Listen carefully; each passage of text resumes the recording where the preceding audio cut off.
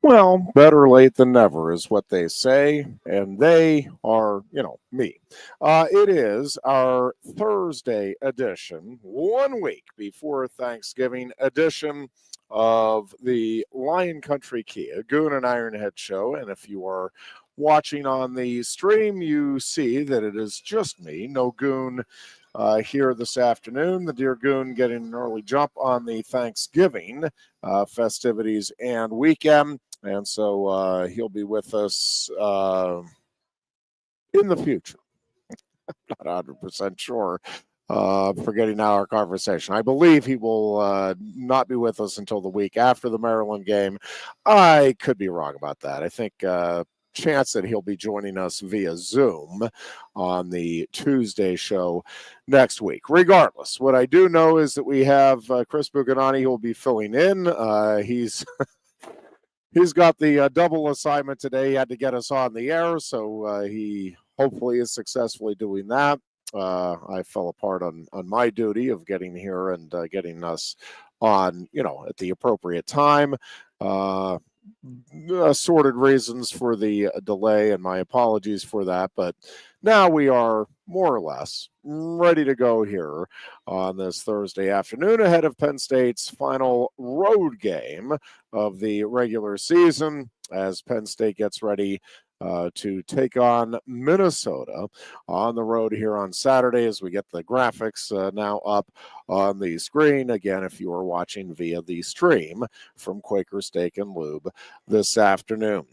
Lots that we can get into. I'm going to hold off on the basketball talk till Booch gets down here because I do think there's some really neat things happening here with the Penn State basketball program.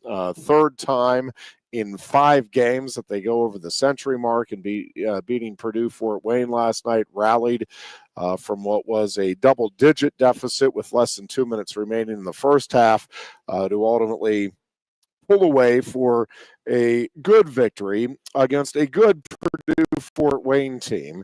And I think it sets some things up very nicely here for Penn State as they get ready, that the Lions do, to go to Daytona for tournament action on Monday and Tuesday next week. So again, we'll save that discussion a bit for when Booch gets down here. We'll obviously talk a lot of Penn State football as well as we'll talk Penn State, but we'll also talk playoff scenarios here and some of the things that you need to be watching for down the stretch. There's still a lot of different things that could happen, and I think there are some assumptions or presumptions being made, and we'll see. Maybe they'll turn out to be right, maybe not so much before it is all said and done.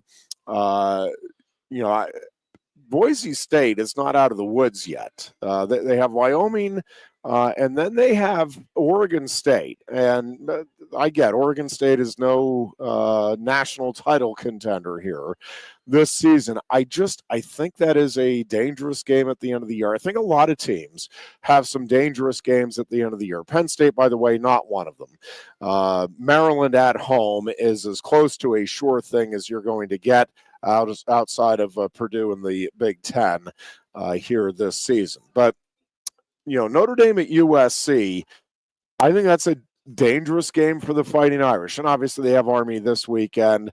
I'll be rooting like crazy, obviously, for Army. I am not optimistic about Army's chances. I just think we saw in the Notre Dame Navy game, the matchup at the line of scrimmage, as you would expect, is strongly favoring Notre Dame, and it's just tough to overcome that matchup, no matter who you are. If you're getting outmanned at the line of scrimmage, and pretty substantially so, which is what I think will happen tomorrow, it is really difficult to make hay in, football at any level. So, just again, a lot of things to keep an eye on. Texas still has Texas A&M here at the end of the year. There's some rivalry games out there that could impact things. So let's just wait and see how it all plays out. I do think there are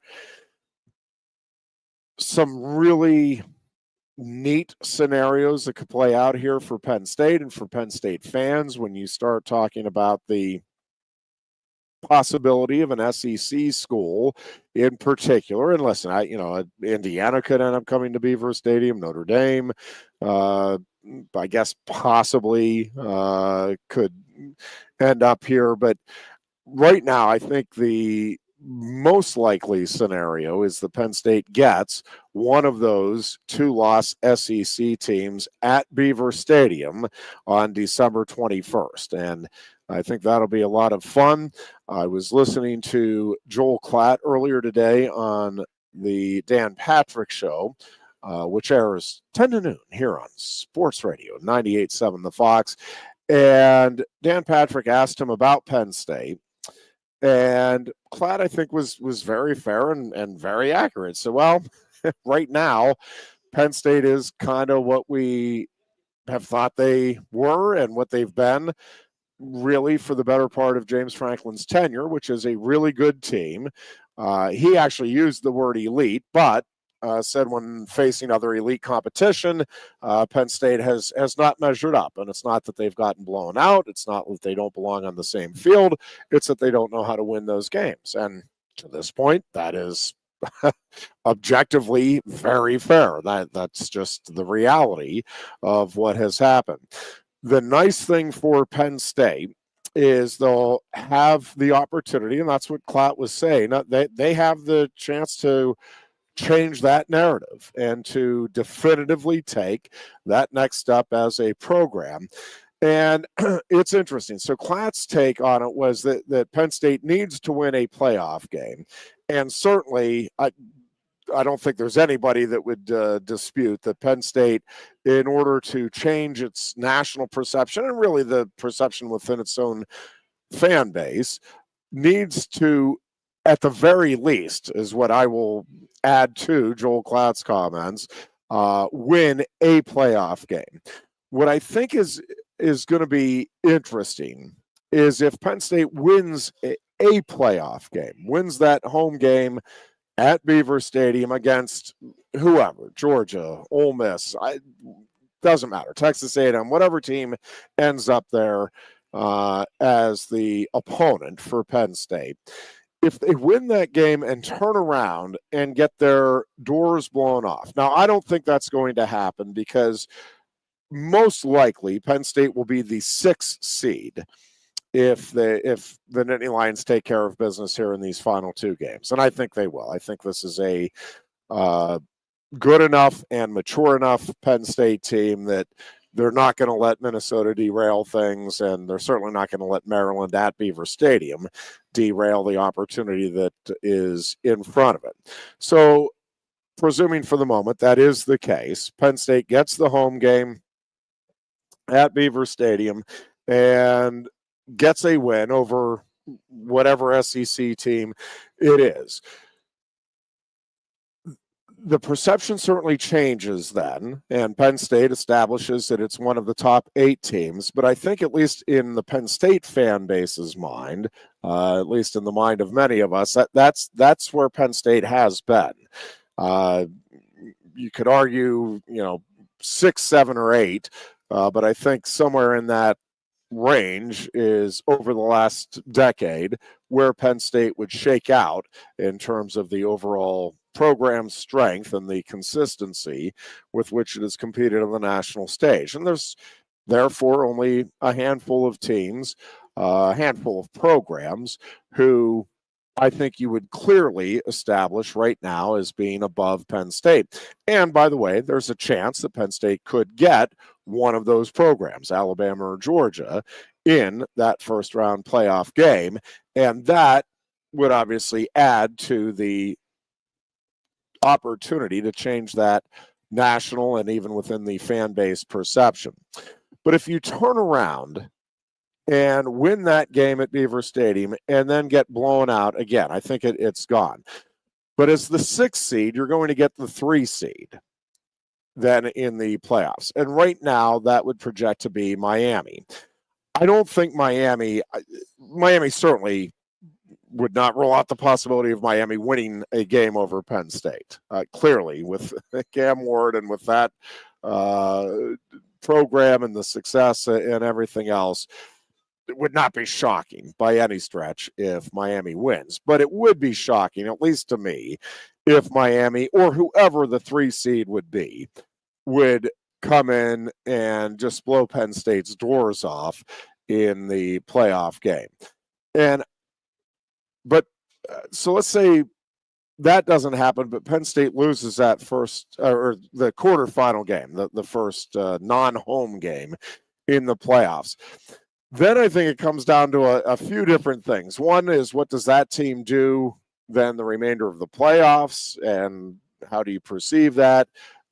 Again, is it a case where Penn State gets away from its identity? Do they have first and goal inside the 5 and they can't convert and they just keep handing the ball to Katron Allen again?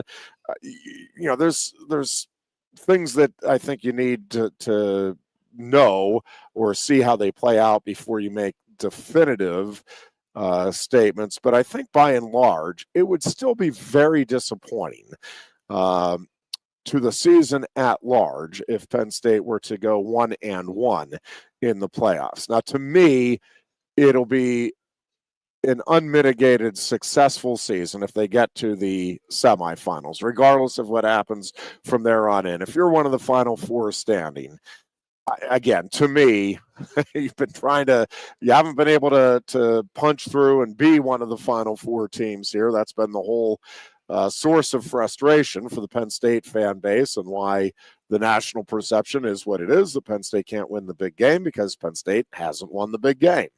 And so if you get 2 wins under your belt in the playoffs, again, then to me, there's no scenario where you can qualify the season as a whole as anything but a success. And obviously, if you get to the national title game or win the national championship, all the better. And the perception that has dogged this program under James Franklin completely vanishes in those scenarios. But first things first, and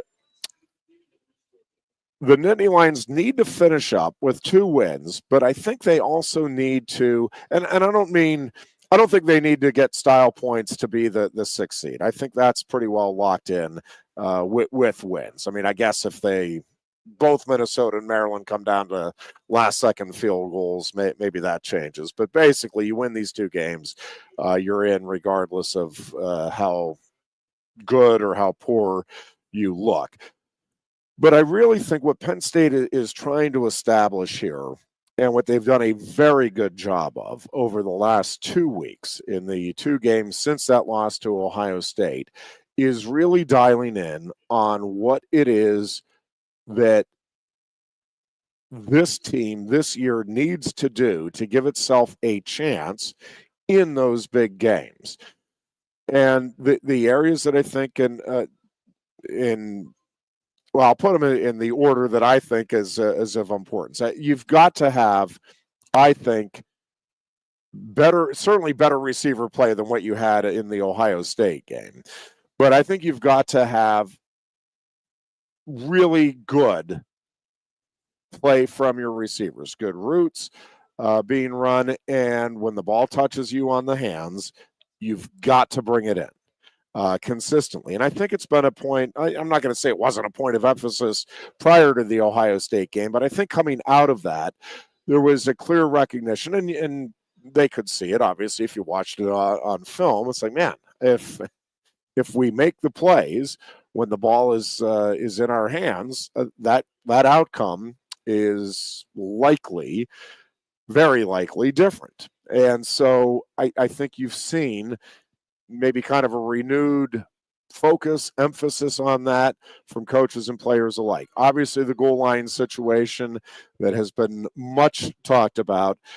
I do think Andy Kotelnicki learned from it, and I think it was, a spot where it was not his best coaching in the goal line situations against Ohio State. But I think Andy Kotelnicki learned from it. I think it's why you've seen what you have with Bo Pribula and Tyler Warren.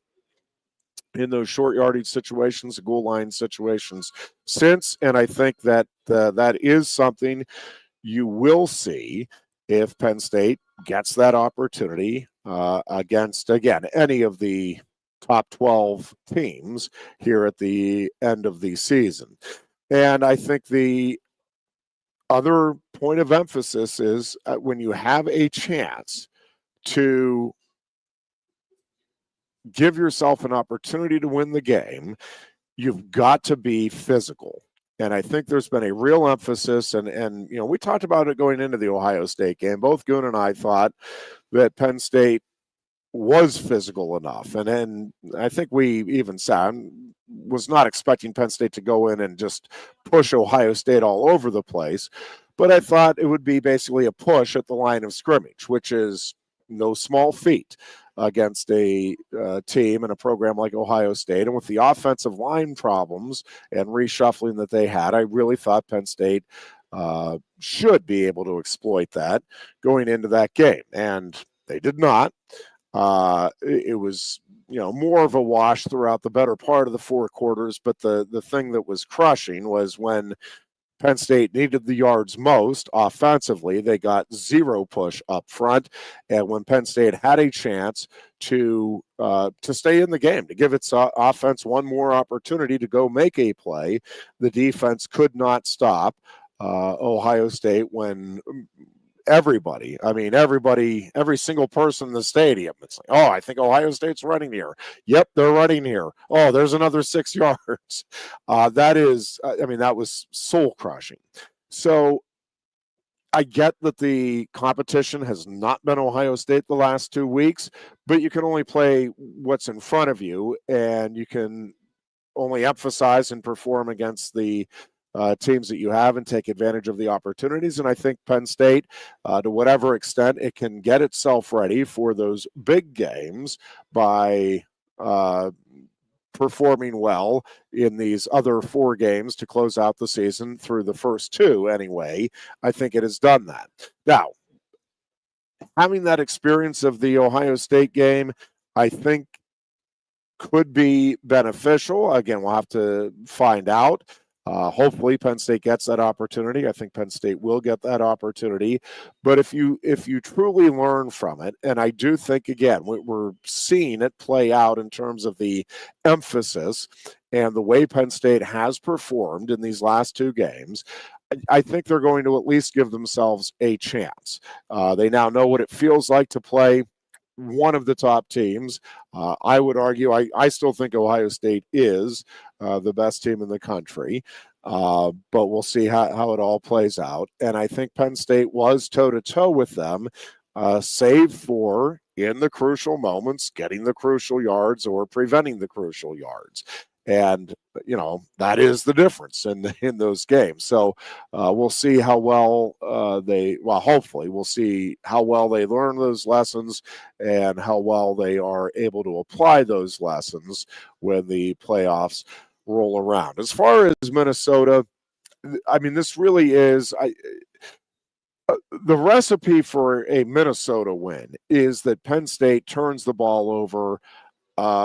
Minnesota probably has to be at least +2 in my mind to have a chance at pulling out the victory. Now, could that happen? Sure. For one thing, we get fluky games with turnovers for whatever reason, and there could be some weather. It sounds like I don't think the snow itself is going to be an issue on Saturday, but it does sound like wind could be a factor, and certainly when it comes to the passing game for both teams, that could be a factor. Now, if it is crazy windy, I will say I think the advantage then clearly goes back to Penn State, because the one area that I think Penn State has the biggest clear advantage in this game is the running game. Minnesota is not a good rushing team. Over the years, Penn State has played Minnesota when the Golden Gophers have had some very good running backs and good offensive lines. That is not the case this year. This is not a Minnesota team that plays ball control at all. Now, what they have done defensively is create the turnovers, or at least capitalize on the turnover opportunities. And so Penn State, whether running or passing, again, as is always the case, the turnovers are a big deal. In this game, though, I really think it is as simple as if Penn State does not turn the ball over, Penn State wins the game. I don't see the scenario where Minnesota walks out of there with a W if the turnover battle is even, or certainly if Penn State has the advantage in the turnover ratio at the end of Saturday's game. And again, if it is windy, I think that really does bode well for Penn State, because the Nittany Lions have been an effective team running the ball. And I think this is a Penn State defense that if Minnesota is forced into having to run the ball, Penn State will take full advantage. We are going to take a short time out here. When we come back, Chris Buganani will join me as we continue. It's the Lion Country Kia Goon and Ironhead show here at Quaker Steak and Lube. Coast into fall with a new Kia from Lion Country Kia. Right now, get a 24 Kia Seltos for 5.25% APR for up to 48 months. A new Sportage plug-in hybrid at 0.9% APR. Check out our 23 Sorrento hybrid for as low as 4.5% APR. And don't forget, all 2023 and 2024 Kias come with a 10-year, 100,000-mile limited warranty. Stop in and meet with one of our sales experts today and coast into fall at Lion Country Kia. We want to see you in a Kia. If you love wings, if you love rings, and all kinds of other tempting things, great times, great food, get to Quaker Steak and Lube. Get our Best Wings USA, signature sauces, mouth-watering appetizers, or any of our delicious award-winning lube favorites. Great times, great food, get to Quaker Steak and Lube.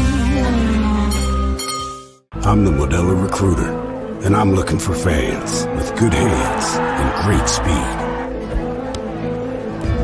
The ones who stay focused and never miss a play.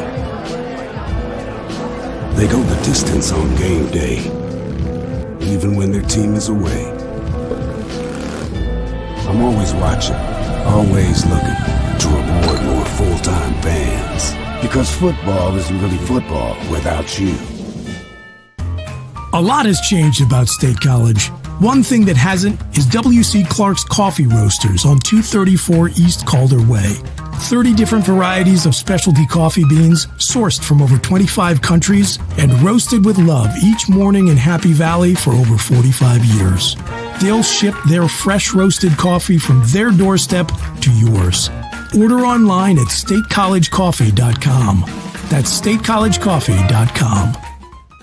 Two of the top names in local printing have combined to serve you better. King Printing of State College has merged with theprinters.com, forming one of the 400 largest printers in America. Combining traditional offset printing and digital workflow techniques, theprinters.com can print, assemble, package, and ship to anywhere in the world, all with the same high quality customers have known and trusted for over 50 years. Buy local and save. Get started today at theprinters.com. Lusk & Associates Sotheby's International Realty proudly presents the introduction of our new State College office at 314 South Borough Street in State College.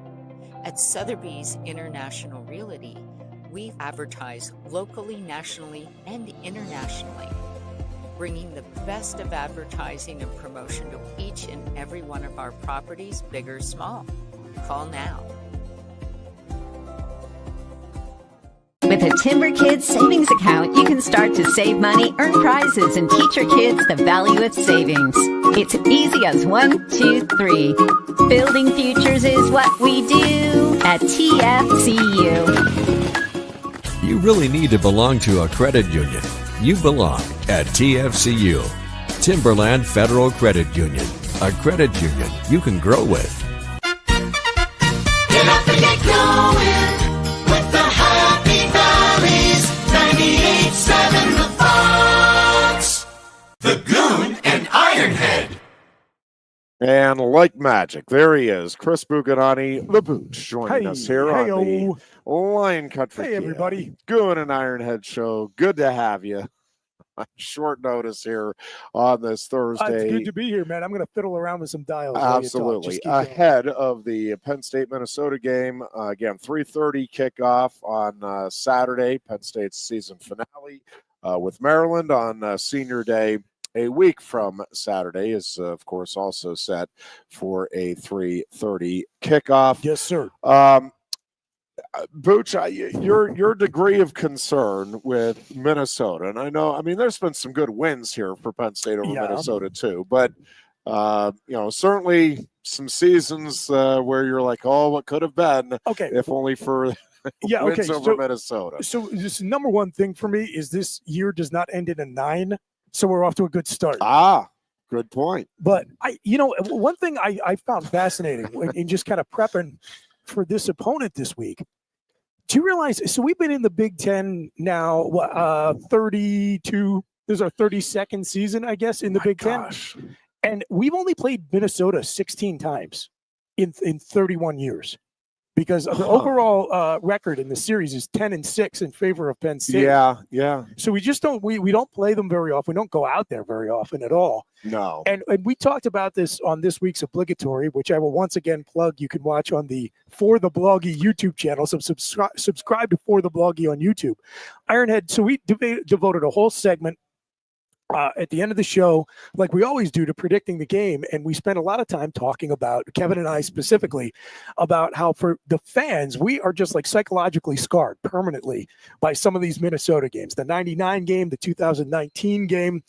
And all season long, we have not gotten as many comments on a YouTube show as quickly as we did this week. Like it went up at like 6 o'clock last night, and it was just like brrr, all these alums of a certain age, all commenting like, this program really scarred Penn State fans. Now, what we talked about with Brandon Noble, and I know from talking a lot to Landon Tengwall as Landon has transitioned in the media world, and so he's trying to learn about the history of the program so he can talk to the audience more authoritatively about it.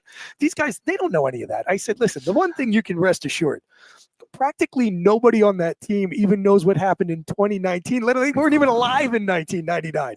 So we carry this stuff forward. And when we see the Minnesota uniform, we see, Dan Nystrom making that kick at Beaver Stadium. And we see, Antoine Winfield Jr. These guys, it means nothing to them. They see the team that Minnesota has this year on tape. They care about their quest to go to the playoffs. So am I nervous? You're damn right. I am pooping bricks, Ironhead. But the point is, like, it does. My perspective is totally irrelevant because it's based on a frame of reference that nobody, I think up to and including James, even though he's the author of one of those 2 miserable losses, I just don't think they see it that way. So, yes, I am super nervous. But, again, if you look at the way this team has executed over the last 2 weeks, and you wondered, how are they going to look off that loss to Ohio State? Because it could go one of 2 ways. We've seen it before. You can let Ohio State beat you twice. Or you can embrace what James said in his postgame press conference after Ohio State, which is college football has changed. There's a big opportunity in front of us, and the question is, are we going to recognize that and seize it? Man, it's hard to argue with the way they have executed since the Ohio State. To me, they look – I thought by midseason – it was exciting how much more room this team had to grow still this season. And I think they look like they have grown and improved since the Ohio State game, don't you? I do. And to me, that is the biggest thing for me over the last 2 weeks. And I was talking about it in the opening segment, but it's not just that they've won. And listen, they were playing well going into Ohio State. And truthfully, they played well for the better part of that game against Ohio State. It's a big part of the reason we're number 4 right now is because we only lost by 7 points. Yeah, and we're right there. I had the opportunities again to close the thing out and just didn't. But even more for me, what has been gratifying to see is, and I don't think I'm reading too much into this, I think when James Franklin, listen, coaches, not uncommon after a loss. Well, I got to look myself in the mirror. Team has to look itself in the mirror. And then they go out and they play the football they've been playing all year because that's who they are. To me, it is noticeable that this team went back and Andy Kotelnicki said to himself, my God, we have Tyler Warren, we have Bo Prabula. This has worked all season long in short yardage goal line situations. What am I doing? Why would I not just do that until somebody shows they can stop that with us? I think the receiving core heard loud and clear, man, you got to make big plays in big moments and big games. Now, they haven't had that opportunity. I understand that. But I think we've had one, maybe two drop balls. We had the one last week. I've forgotten this. So late in the game, Anthony Ivey and Tassir Denmark both dropped. Just by the way, you brought up Bo Prabula. Has that guy grown as a passer? How about season? I mean, he drops two beautiful dimes right into those guys' breadbasket, and they drop it. But you know what? Look, they're young guys. They're seeing their first significant action of the season. Nerves. We're not going to write them off just yet. Yes, I'm sorry. Yeah, I should have been more specific. So with the top four receivers, not a ton of chances. I'll grant you that.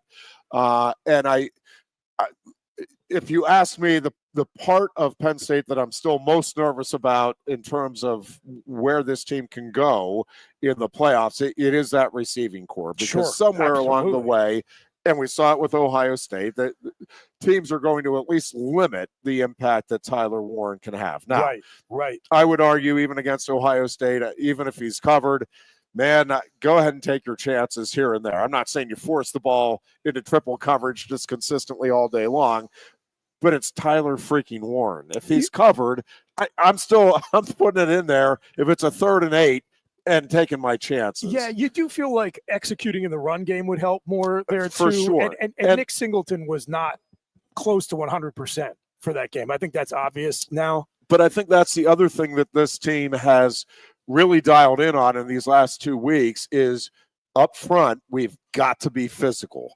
And I think, again, I get the competition but my point is I think they legitimately look themselves in the mirror across the board, and it's like, we've got to do this, and this better if we are going to truly be national title contenders. And I think everybody in that locker room believes firmly that they should be national title contenders, that this is a team that can go out and win a national title. And I think across the board, to whatever degree you can with the competition Penn State's faced in these last 2 weeks, but I think you are seeing all of that looking in the mirror resulting in improvements. I think they've gone out and we're going to be more physical up front. We're going to catch the ball when it hits us in the hands. I'm thinking more of you're right. I'm thinking starters, more of the starters. though. Yeah, right. Sure. And even from a coaching perspective, we're going to put ourselves in the best chance, give ourselves the best opportunity to cash in on those chances to get points on the board in the red zone. Across the board, I like the approach that I think this team has taken where, hey, these are the deficiencies we saw in a big-time game against a big-time opponent. We have 4 games to get that as good as we possibly can. Let's roll up our sleeves, go to work, and make it happen, again, to whatever degree you can. And I think it's been noticeable through the first 2 games since that loss that, yes, all of those things have shown, I think in a couple of cases, dramatic improvement, but across the board, improvement from what we saw against Ohio State. Now, will it be enough? When they get into the crunch situation in those big games, will those lessons truly be learned? Will they translate? We're not going to know until those games occur and those situations present themselves. But I do think they are giving themselves, I think they are truly using that Ohio State loss as a learning experience and doing everything they can to grow and apply the lessons from it so that there is a benefit from that when the next big opportunity comes. Yeah. And after the OSU game, you looked at the 4 remaining opponents. And one of the things that stood out was that Penn State is deeper, more talented at the top end, and I think in all 4 cases better coached than the opposition. Yeah. And by the way, when I say better, because that's to take nothing away from the job Jed Fish has done in Washington or wherever. But, when you talk about the way this staff is doing their job top to bottom, I give Penn State the advantage in all 4 games. Certainly they have the advantage in talent and depth. You ought to pick these opponents apart methodically, and you ought to show that you understand that there are speed bumps you got to get over in order to get where you want to be and in the conversation you want to be a part of. And we're 50% of the way there. And this is easily the biggest remaining obstacle. It's the best team left on the schedule. It's on the road. To the extent that there is any lingering bad juju, that's Minnesota is it. I'm glad it's not Kinnick at nighttime. That's for sure. I would probably need some Xanax. And, so I'm glad to not be there. But, the other thing too, Ironhead, if you want to look at the history of Penn State versus Minnesota, there have been some heartbreakers that derailed seasons, but there have also been games that where a win over Minnesota was a springboard to an all-time memorable season. If you go back to the 2005 Big Ten champions, who kind of miraculously resurrected the program after 4 losing seasons in 5 years, Penn State was 4-0, and it looked like a soft 4-0 because their non-conference schedule wasn't very challenging, and they almost lost on the road to a not-so-great Northwestern team. They needed a fourth-quarter comeback in order to win that game, and then into town came a ranked Minnesota with, at that time, Heisman Trophy contending running back Lawrence Maroney. And Penn State blew their doors off and never looked back from there. 2016, Penn State's at 2-2. They've lost on the road at Pitt and at Michigan, and they're up against it at home against Minnesota.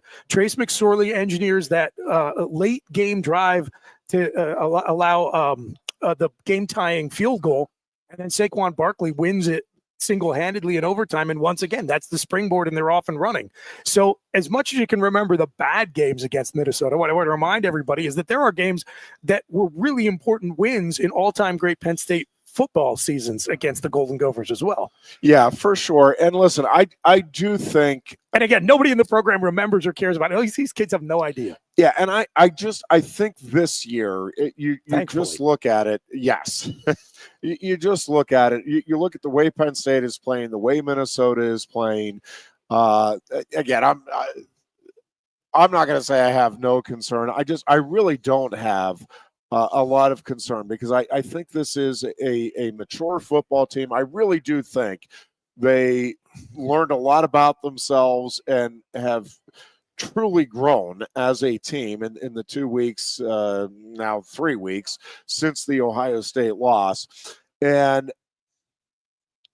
this game may be more competitive than fans would like for a while. I think Penn State ultimately pulls away. They're just a better team. I also, to your point on the depth, the fact that you now have the freshmen available and they can go out there and play, and we have some dynamic playmakers there as well. And I think they're getting a little more confident. They're getting a little more comfortable, and they're chomping at the bit to be able to go out there and showcase what they can do.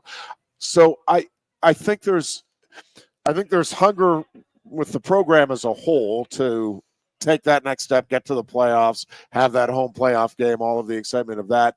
But I also think within the team, there are some kids that are really pushing and genuinely pumped up and excited about the opportunity to contribute. Yeah. And I think they're going to get that opportunity for sure in the next 2 weeks. But I think there's some spots here where some of these guys are going to be called upon in the playoffs. And I think there's, again, obviously a different level of excitement and a different dynamic within the team when that occurs. And I think that is just an oft overlooked critical differentiator in college football, because if you're not following a team closely, you're probably not even noticing when, Ohio State or Alabama or Georgia are rotating guys in and out. Yeah. And it's both in terms of just keeping your best players fresh and keeping the pressure on the opponent. The ability to bring a guy off the bench and not see an appreciable drop-off in production is a luxury that's enjoyed by probably fewer than a dozen, maybe significantly fewer than a dozen programs. And Penn State has worked its way up to the point where I think we talked about it in the preseason as James Franklin's deepest team ever. And I think last year was his deepest team he's had until this season. And now this team's deeper than last year's team. And when you look at what has been an issue for Penn State. In previous years, when we've had really good teams that couldn't quite get over the hump, I think quietly that was one of the biggest issues that between the first teamers and the guys down the depth chart. The gap between them was, I think, way more significant across the board than we've seen the last couple of years. And I think that's a difference maker in college football. I really do too. And I think when you look at the top teams in college football, so jumping ahead a little bit, and yes, the team can't do that. We certainly can. Sure. We can look ahead to the playoffs and the potential matchups and all of that. One of the things, as I look around college football right now, like I do think, as I thought from day one, that Ohio State is the most talented team. I think that's the most talented roster. I agree with you. In college football. Yeah. And Penn State was right there again, as they have been many, many times. Could have, would have, should have. I get it. But as you look around college football, like Georgia and Alabama, while both are looking better, or at least look better last way, I mean, Alabama Mercer, but Alabama's been progressively getting better. Georgia is coming off a very good performance, albeit 2 weeks removed from a very subpar performance. Alabama, to me, looks like they have been on kind of like a linear progression. I agree. Georgia, on the other hand, I cannot figure that team out to save my life. But no, Georgia, and this is let's go to Georgia for a moment, because one of the things that I think is really fascinating when you look at the college football playoff rankings and what the committee looks at, and I just recorded my segment with Jim Galante for tomorrow's show, but we were talking about Indiana, and Jim was asking me for my top 4 teams right now in college football. And I'm like, well, Oregon and Ohio State, to me, are the top 2. And then it's a jumbled mess. Like, if it's the Georgia team that we just saw beat Tennessee, I can make a compelling argument, I think, that Georgia is one of the top 4 teams. But I just, a couple of weeks ago, watched them not be competitive with a good Ole Miss team, but that's an Ole Miss team that has a couple of losses. So, to me, there isn't a definitive 3 or 4. And I said right now, if you're asking me today, my top 4, maybe it's Big Ten bias, but Indiana would be my 3. I would have undefeated Indiana, and Jim stopped me. He's like, hold on a second, and you'll hear this tomorrow. But so hold on a second. You're telling me you would take Indiana like head-to-head with Alabama or Georgia? And I said, well, if it's the Alabama that played Vanderbilt, yep, I like Indiana's chances there. If it's the Georgia that played Ole Miss, yeah, I think Indiana's offense can give them every bit the problems that Ole Miss did, or darn close to it. And so, yes, based on what I have in front of me to this point. Now, I also reserve the right to drastically change my mind come Saturday night or Sunday morning. But right now, with the evidence that we have, yeah, I think Indiana has been one of the 4 most impressive teams in the season. Am I overly confident about that? No. But you tell me the team that man, Ironhead, for crying out loud, this other team is clearly one of the top 4. Once you get past Oregon and Ohio State, and by the way, I don't think either of those teams are a lock for the Final 4. Certainly won't be surprised if they both are there and then they meet for a third time when it's all said and done in the national title game. But I don't think it's going to take some tremendous, oh my gosh, can you believe what you just saw moment for Oregon or Ohio State to lose to a Georgia or an Alabama, or again, go Ole Miss, do you know what I or find, Penn State for that. Yeah, no, I don't think so at all. Do you know what I find fascinating? And I mean, again, this is, I bang this drum all the time, and I'm going to do it once again. This is why they should open up and live stream the committee meetings so we can actually understand what the thinking is. Amen. My theory has always been, Ironhead, but going all the way back to, for years they've been doing this song and dance with the post-selection show for March Madness. These, Baghdad Bob guys, this year it's Ward Manuel, they send out to answer questions. First of all, I don't even think half the time they're watching the games when you listen to them talk. Second of all, they're lying. They're lying to your face. This is like White House press room briefings, just nonsense. Because what I think happens is they go in and they say, okay, what are we doing here? And then they pick the teams and reverse engineer the logic for any team. If you're asked about that team, you explain why that team is there. But if you apply that logic consistently to the entire top 12, it doesn't hold up.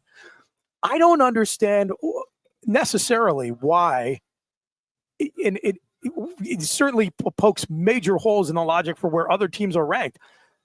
Oregon is not being punished for struggling against Idaho, right? Like, okay, so yes. Idaho's like an FCS school. You've got Boise down at where the number 12, and we're saying, oh well, okay, so I'm supposed to accept that I should have no questions whatsoever about Oregon, even though they needed like a concerted effort late in the fourth quarter to beat the Idaho Vandals. But at the same time, like I'm supposed to accept from Booger McFarland that there's a massive difference between Penn State leading UCLA 27-3 with like 10 seconds left to go, and Indiana scoring 40 or 50 points against them. It's like, okay, what's good for the goose is good for the gander, guys. And if you want to come out and say, listen, this is a fundamentally unfair exercise in which your history and our knowledge of your recruiting and your brand equity advantages you over the programs who don't have those things, I'm okay with that. That's the honest to God's truth. But the fact that they don't say that and instead they pull out this contradictory nonsense, it does drive me nuts a little bit. To that point, and listen, this will come out in the wash on Saturday, and I understand that, and that's fine. But just to your point on the brand name and the recognition and the where we give the benefit of the doubt and where we don't, do you have any doubt that if you just put Michigan over top Indiana's record stats, the exact same number one stats, with a bullet, worst case scenario, they're a close second to Oregon. Yeah, I think they're number one. I think they are, but worst case, they're the second ranked team in the country, and I'm saying everything exactly the same. The record, flip flop, it would be, Michigan beating Indiana 20-15, and everything else. The stats.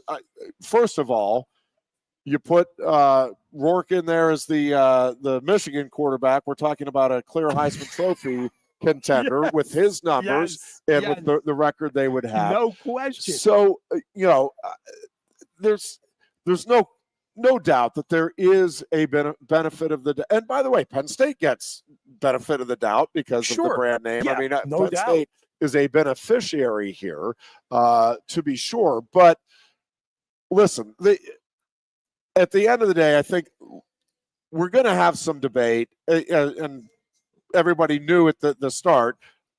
Again, no matter where you draw the line, if it's 4 teams in, yes, there's always going to be debate over 5 and 6, whether or not they deserve.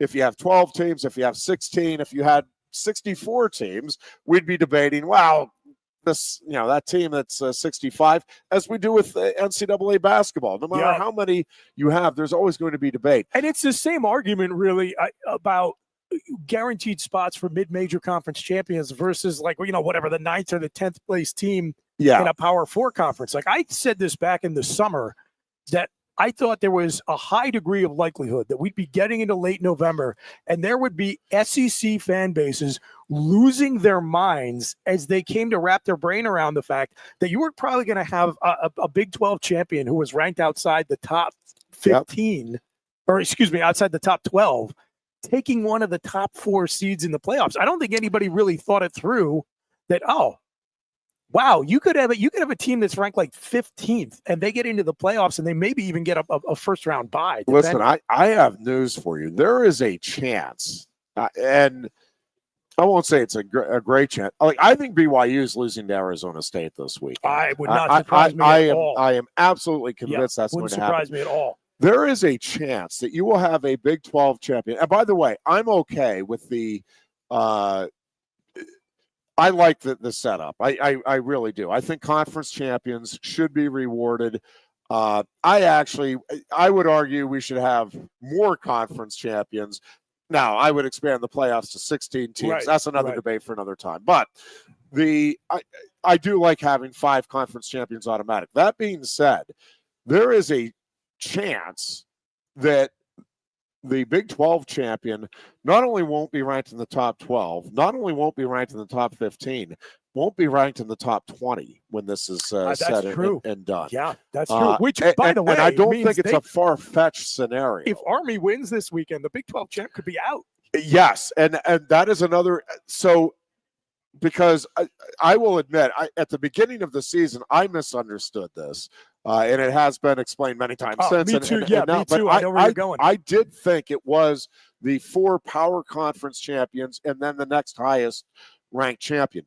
That is not the case if you're not aware. And again, it's been talked about enough. I think most people now are aware. But it is just the top 5 highest ranked conference champions. So, yeah, I think there's actually a distinct possibility that the Big 12 will not have one of the 5 highest ranked conference champions and will not be part of the playoffs here in 2024. Now, here's what's going to happen. I am almost positive, especially because we don't get to see the discussions.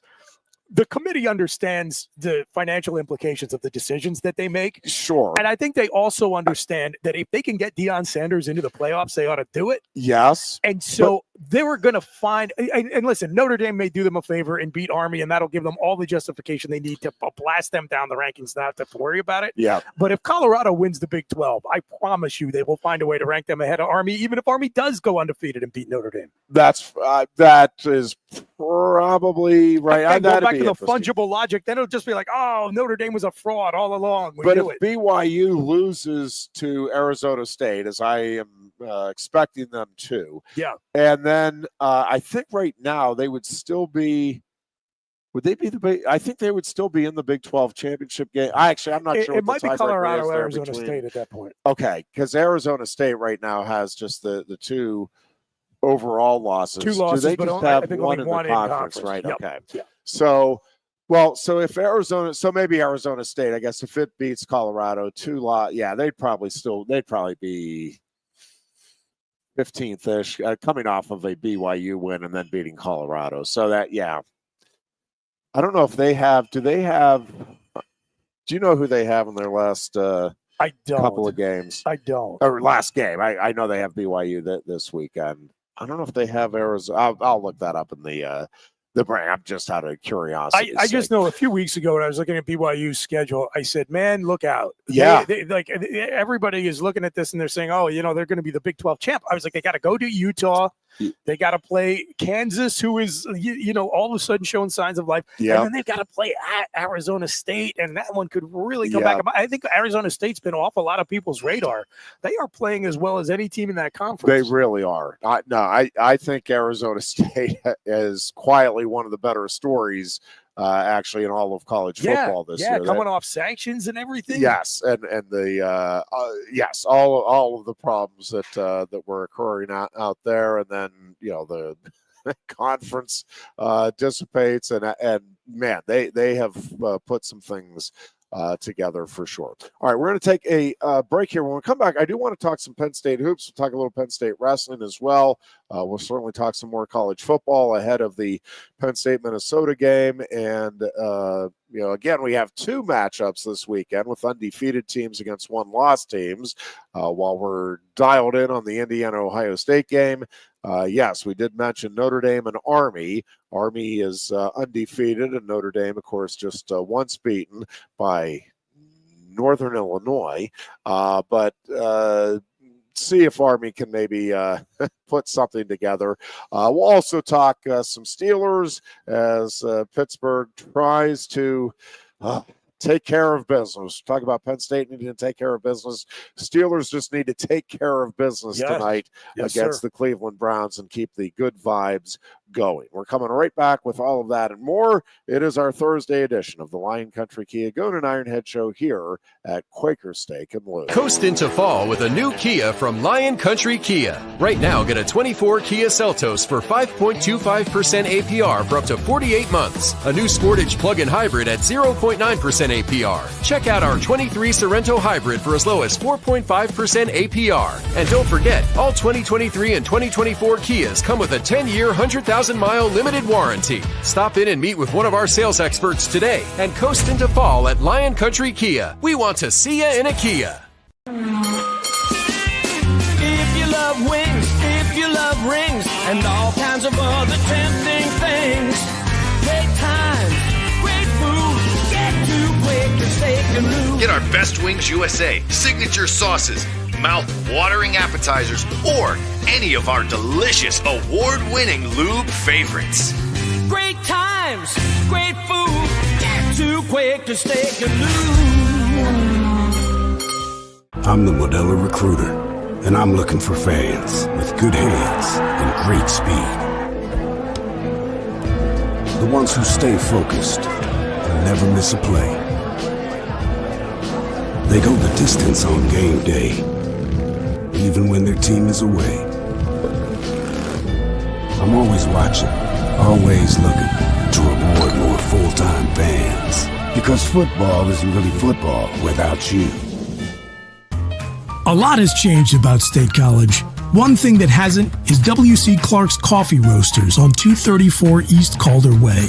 30 different varieties of specialty coffee beans sourced from over 25 countries and roasted with love each morning in Happy Valley for over 45 years. They'll ship their fresh roasted coffee from their doorstep to yours. Order online at statecollegecoffee.com. That's statecollegecoffee.com. Two of the top names in local printing have combined to serve you better. King Printing of State College has merged with theprinters.com, forming one of the 400 largest printers in America. Combining traditional offset printing and digital workflow techniques, theprinters.com can print, assemble, package, and ship to anywhere in the world, all with the same high quality customers have known and trusted for over 50 years. Buy local and save. Get started today at theprinters.com. Lusk & Associates Sotheby's International Realty proudly presents the introduction of our new State College office at 314 South Borough Street in State College. At Sotheby's International Realty, we advertise locally, nationally, and internationally, bringing the best of advertising and promotion to each and every one of our properties, big or small. Call now. With a Timber Kids savings account, you can start to save money, earn prizes, and teach your kids the value of savings. It's easy as 1, 2, 3. Building futures is what we do at TFCU. You really need to belong to a credit union. You belong at TFCU, Timberland Federal Credit Union, a credit union you can grow with. WFXS, Your sports radio! Broadcasting live, loud and proud from Central PA's Sports Authority, WFXS America. 98.7, the Fox State College, the Goon and Ironhead. We welcome you back in here on this Thursday afternoon, getting ready for the final road game of the regular season for Penn State. 3:30 kickoff again on Saturday at Minnesota, and then, of course, a week from Saturday, another 3:30 kickoff for the Thanksgiving weekend matchup against Maryland, Senior Day, and a chance to clinch the playoff spot and home playoff game for all practical purposes with a win in both of those games. Do want to mention we had planned tomorrow to have a remote broadcast from the Giant food store on Martin Street. With the impending weather, we are opting out of it. So we're going to postpone that food drive. Tentatively, we're planning on making it up Friday, December 6th. We have one coming up next Friday, I believe, at the Benner Pike Giant. And then we will have the gun drawing still this Saturday morning. That'll be for, between 11 a.m. and 1 p.m. at Jordan Firearms in Loganton. But again, if you were planning on dropping off either cash or food items tomorrow at the Giant on Martin Street as part of our food drive from 8 a.m. to 2 p.m., that has been postponed. So that will not be occurring tomorrow. And we'll keep you posted, but looking right now like December 6th is when we'll make up that particular food drive. Again, Goon is getting an early start on the Thanksgiving weekend and trying to beat the weather up toward the northwest part of the state. And so wishing him and his wife safe travels. The Booch kind enough to fill in on this Thursday afternoon. And Chris is a long-suffering, I think it is fair to say, Nittany Lion basketball fan. We talked with Mark Brennan this morning with Lions 24/7. Yeah. And just got his take on it. And of course, if you've not been following along, there's a few things that I think are really exciting. 5-0 start in and of itself, very cool. But I think this team has a chance to do something special.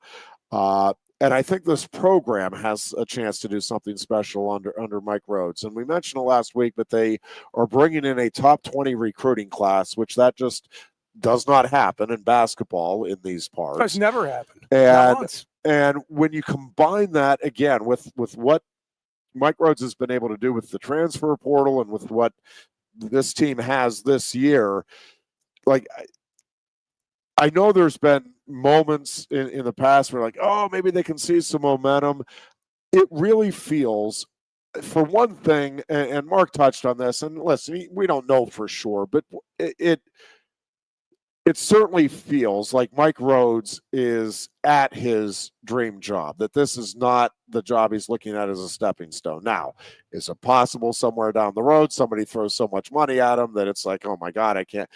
Possible. I don't think it's likely because, one, I think there's a real commitment here from Pat Kraft to getting all of the sports teams that are going to be varsity sports here to be competitive. And competitive means like trying to get national titles. Yep. And so I think Pat Kraft is not going to let that happen. But again, I really think Mike Rhodes he wants to make Penn State basketball his destination, but he wants to make it a serious regular contender in the Big Ten, not the once in a decade. We're going to see if we can get something special. And I think they may be on the verge of doing just that. Now, does that mean Penn State's going to be winning Big Ten titles on a regular basis and heading to a bunch of Final Fours? Probably not. But I'm telling you, I do think Mike Rhodes, I think his blueprint and his aspiration is, I think he is legitimately thinking national title, Penn State basketball, and he's doing what he can to build up toward that. I'm not sitting here predicting anything as grandiose, but I think you're going to see more sustained success, however you want to define that, over the next decade, because I think Mike Rhodes is going to be the coach for the next decade. Yeah. And I think this guy just gets it, knows what he's doing, and has the buy-in from administrators, players, other coaches, etc. Out of the gate, the good news for Mike Rhodes is that's a very low bar to clear. That is a fact. On the point of Mike leaving and taking another job, I get asked this question like a surprising amount, actually, for a guy who's only been here for a year. Yes. And my point to everyone is to say, look, I am not going to deny that there might be some programs out there that are just so attractive that he seriously considers leaving, especially if they would throw a bunch of money at him. Yeah. What I'm telling you is the only way that will happen will be what we define as a good problem to have, because he will have had to have done something here, affected such a level of success to get on the radar of any of the programs he would think about leaving Penn State to go to, that we can just kind of say, hey, thanks for the memories, right? Yeah. It'll be a good position to be in because, when I'm forgetting the name of Virginia's head coach who just retired. Has like a name of some other famous person. But anyway, the UVA coach just retired. And I just blanked on his name. But somebody asked me, like, oh, you think Mike Rhodes might be in the running for that game? And that coaching job? And I said, no, because that fan and booster base would never in a million years accept UVA hiring the Penn State head coach. The guy has to actually he has to do like on probably a bigger scale what Buzz Williams did at Virginia Tech, because Buzz Williams went there as like an opportunity to burnish his resume. To your point, I think this is a destination job for Mike Rhodes. It's kind of the same reason Micah Shrewsbury was always going to leave if an attractive job in Indiana opened up, and that was Notre Dame. Right. So I don't see him as a threat to leave. And, you know, when you look at the other coaches over the years who have struggled to take Penn State basketball to the next level when it looked like there was maybe a little something going on there, like Pat Chambers had a couple of really good recruiting classes, but could never quite get over the hump and could never take the next step from there. That's pre-transfer portal era. And it has changed the sport so much. If you want a model for how Penn State could change its identity practically overnight, just look at Rutgers. You know, this is near and dear to my heart because Ron Harper is one of my all-time favorite NBA players. They got Ron Harper Jr. to commit there. He was a great player and played really well for them. But what that did is it established a relationship with the family and allowed them to get Dylan Harper's commitment. And then once he committed, they could go around the country and say, hey, look, we've got Dylan Harper in your recruiting class. Don't you want to join him? And in basketball, all it takes is a couple of stars. And all of a sudden you can put a team on the court that can contend for, you know, top 4 or 5 in the conference. And whoever thought about Rutgers basketball until they got that beachhead with the Harper family. And once Dylan made his commitment, that allowed them to pitch other guys who never even would have considered Rutgers before. And it can happen that that Yes, I had to look it up. Tony Bennett was. Thank you. Yes, I'm like, oh my gosh! When you said famous, that it was going to drive me crazy. Yes. So a couple of things also. So Mike Rhodes and Mark Brennan made this point is that there is the style that Penn State is playing is unique, and it's going to give teams problems because you don't have a lot of time. It's not something that they're seeing on a regular basis. It's very and it is obviously effective.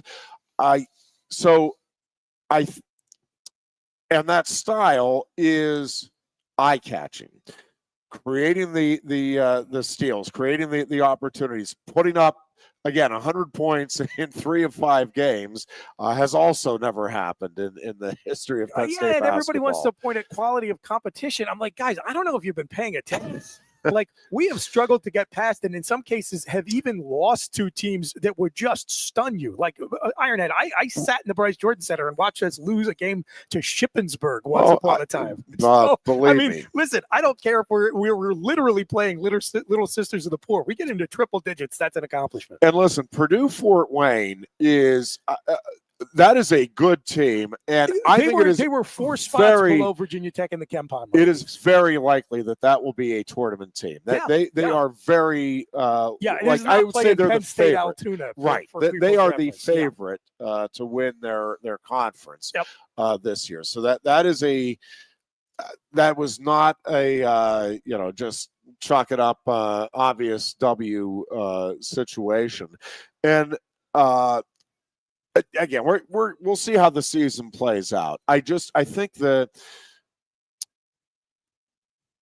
going back to the transfer portal and the importance of it, I think what Mike Rhodes did last season and what it appears this program, or let's just say this year's team, is trending toward accomplishing, which I think very, very much they look like a team that can get to the NCAA tournament. Long way to go. I'm not guaranteeing anything, obviously, but I really do think when you look at the talent this team has, the depth that this team has, which is not something we're very accustomed to talking about with Penn State basketball, this is a real chance for Penn State to have that breakthrough year. Legit size and skill in the front court, which is becoming a rare thing across college basketball, but you almost never see it. And Mike Rhodes has a reputation right now on the point guard front. I think with the style they're playing, if they do get to the tournament this year, with the recruiting class they have coming in already next year, like this becomes suddenly a really attractive spot, I think, for kids that are looking to transfer elsewhere. Yes. Man, I could be something, part of something really big. I could be the reason why this program takes that next step. And I think there is a legitimate, real opportunity here for this program to, again, have sustained success. And sustained success, as you point out, by Penn State basketball standards, is 2 NCAA tournament appearances in 10 years.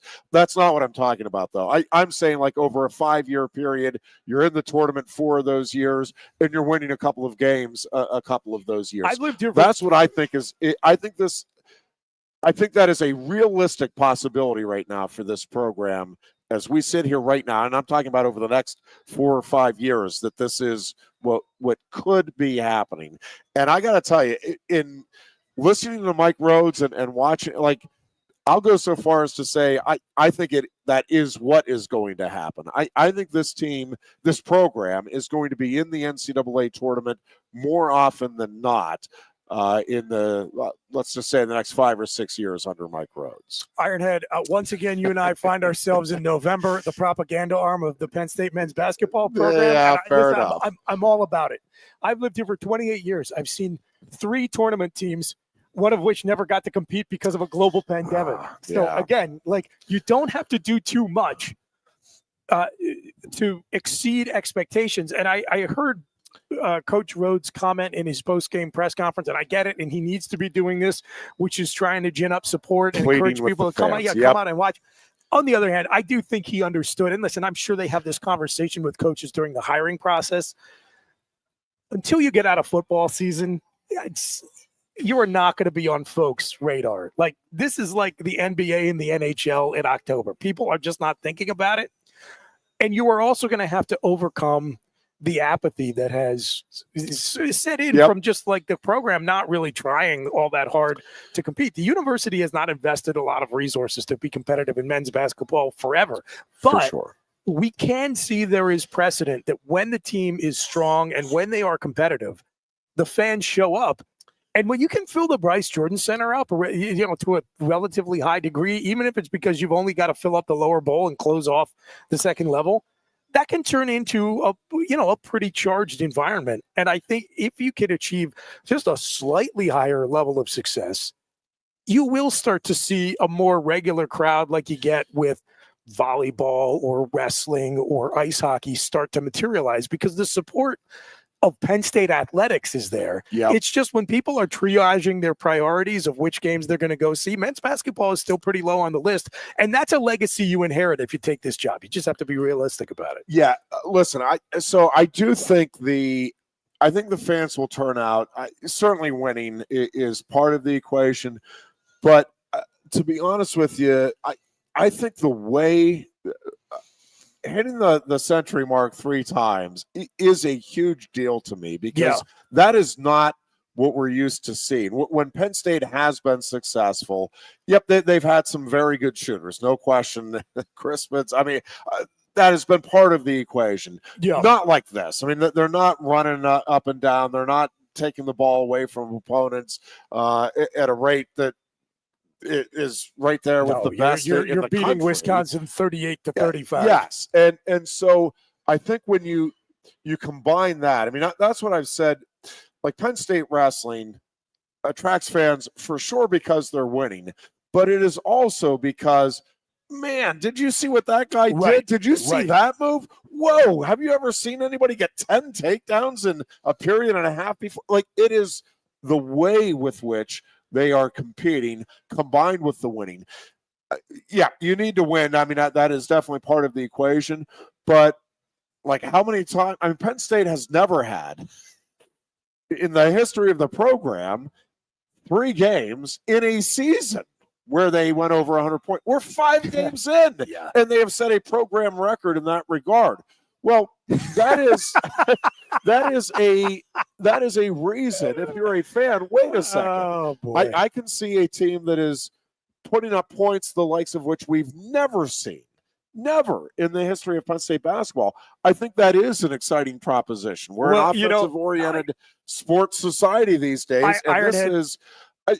And I shouldn't say. I don't even know that that's quite accurate to say this is an offensive-oriented team because a lot of their points are coming off of the turnovers. Yeah, but it is a point-oriented team, and that'll sell well. So I just realized. So I've been a season ticket holder for over a decade. And, as you know, you're starting to get into this the time phase in your kiddo's life as well. My daughter has so many sports practices, games, competitions, you name it, that we've got to navigate around. My wife finally convinced me this year. She's like, we gotta give them up. We'll get to like 3 games this year. And that's probably being conservative because there's just so many conflicts. Yeah. And, it's only a short period in your life that you get to do this. I'm happy to do it. Yep. But I reverse jinxed the team. So you're welcome. I like it. Yeah. I appreciate it. Finally, I've been pumping money into Bitcoin. I was finally like, this thing's never going to take off. I sold everything, and that's Penn State basketball. It's going to the moon because finally, man. So it's all me. I'm taking full credit. I like it. No, I do. This is going to be a fun season to see what happens. And again, they'll have plenty of opportunities to prove themselves. I really like everything about the program right now. I think they have the right head coach. I think they have the right staff. I think having a legitimate 7-footer, and as Mark Brennan said, there's a lot of 7-footers out there that aren't 7-footers. And Mark, listen, I have not seen Yannick in person, so I can't make the claim. But Brennan's like, listen, I've stood next to a bunch of guys that are listed at 7 foot that I can assure you are not 7 foot. He said, I can assure you, not only is he 7 feet tall, he's listed at 250. And Brennan said there's no way he's not at least 260. Well, and the point is, can you move? And what is your skill set at that size? Because, we've seen at Penn State and elsewhere, other guys who get recruited to play basketball based purely on their measurables, and they're just not basketball players, right? They're just guys who are tall. I think he's a legit athlete, man. That guy has he has a toolkit on both ends of the floor. The key for him is going to be avoiding the foul trouble that he's been in 2 of the 5 games so far. Like, that is a legitimate concern, especially as you head toward the Big Ten. Like, he's got to figure out a way to clean that up. I'll tell you what, he ain't going to be getting Zach Edey calls. That is for sure. I think guaranteed. Yeah. So, but man, it is exciting to just watch this team, but also I think really exciting to start to envision a future that could be like unlike anything we've seen in program history by a considerable measure, by the way, before it's all said and done.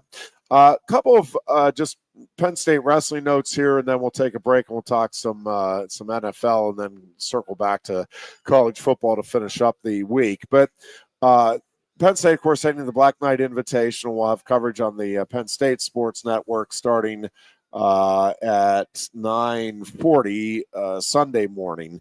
And just a couple things coming off the weekend. I'm not I've had my most asked question this week is Braden Davis going? I truly don't know. I won't be surprised if he goes. If he doesn't, I will be surprised if he's not in the lineup for the Lehigh duel. It's not anything major. I think I won't be surprised if he at least gives it a go up at West Point, and then kind of see how everything's feeling match by match. But regardless, I don't no major concerns there.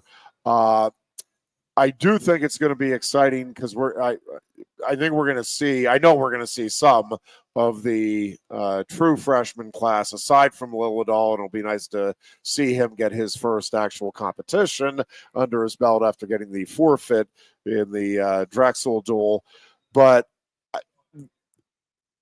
when we talk about special, again, this team this year just has a chance to create something that is going to be remembered for like generations of college wrestling fans. That's wild. If this team can stay healthy, I've just been going over it, and I know, I've been hyping them up since really the end of last year, but it really is unbelievable. And like the two weights right now where they're not ranked in the top 8, 125 and 197. I'm just telling you, by the end of the season, there is no way, if everybody's healthy, there is no way that Penn State won't have top 5 guys at every weight class in the rankings. Even at the cursed weight of 125, yes, you're saying. Luke Lillidahl is like next level special. Yeah. Now 125, Figueroa was the national champ last year. He's back. Right. I'm not going to, you never know how, once you get to the tournament, exactly everything, how's everybody feeling, all that. But if Luke Lillidahl stays healthy, I'm just telling you, he's going to be right there. He's going to be one of the handful of people that will have a shot at winning it all and placing high on the podium. He just, and you can say this about several guys in this freshman class, that they are just really college ready. They have been prepared through their high school coaching, through their competitive opportunities throughout their high school career, including with Lillidahl, international competition. He's faced collegiate competition and fared very well. Yes, I think if he stays healthy, always the caveat, but if he stays healthy, yes, Luke Lillidahl will end the drought of not having an All-American for this Penn State Wrestling program. And again, I just think up and down that lineup, it is remarkable. I will also say, again, we're one match in and not even one official match in, but I told you so with Shane Van Ness. Like that guy is a Hodge Trophy contender this year. He's not just a national title contender. What is his class rank now? How much eligibility does he have? He still has three years of eligibility remaining. Yeah. It's a little, so he has been granted the medical hardship. So he's missed, he's missed 2, like this is his 4th year in the Penn State program, but he redshirted that first year, but it was because of injury. I think he had 2 matches under his belt and it was documented. I mean, and he had injury problems, and then obviously I think 3 matches under his belt last year, and then had the season-ending injury. So he has been already granted the medical hardship. So he has the 3 years, including this one, 3 years of eligibility yet remaining, having nothing to do with COVID in this particular case. It is because he missed basically all of 2 seasons as a result of injury. But I'm just telling you, he is the next in the line of the David Taylors and Jason Nolfs, in that it is just constant forward pressure, constant looking to score.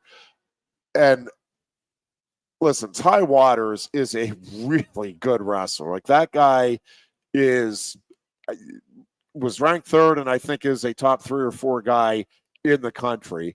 And Van Ness made it look easy. It's not easy, I can assure you, but what he did was truly remarkable. And now I think it was 16-4 major decision. And I'm just telling you, you're going to see a lot of that type of score with Shane Van Ness, regardless of the opposition throughout the course of the upcoming season.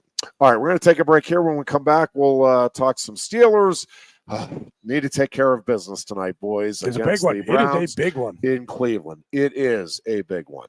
We're back to talk about it after this on Sports Radio 98.7. Coast into fall with a new Kia from Lion Country Kia. Right now, get a 24 Kia Seltos for 5.25% APR for up to 48 months. A new Sportage plug-in hybrid at 0.9% APR. Check out our 23 Sorrento hybrid for as low as 4.5% APR. And don't forget, all 2023 and 2024 Kias come with a 10-year, 100,000-mile limited warranty. Stop in and meet with one of our sales experts today and coast into fall at Lion Country Kia. We want to see you in a Kia.